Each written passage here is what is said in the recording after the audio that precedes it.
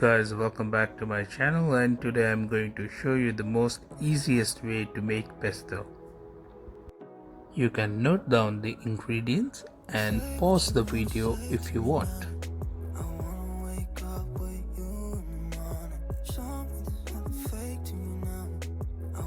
Add all the ingredients into a blender.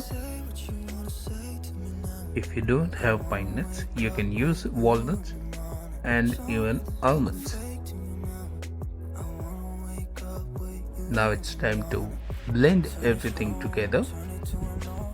We will add water for smooth consistency. Once it's done, transfer your pesto in a bowl.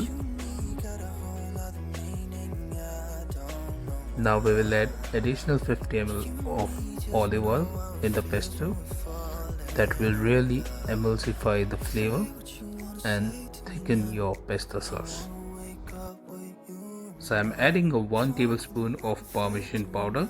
It really gives a nice flavor, and your pesto is done. You can use this pesto for sandwiches, for pasta, for salads. For pasta, use cream in the pesto. It will really give a nice taste. Thanks for watching and do subscribe.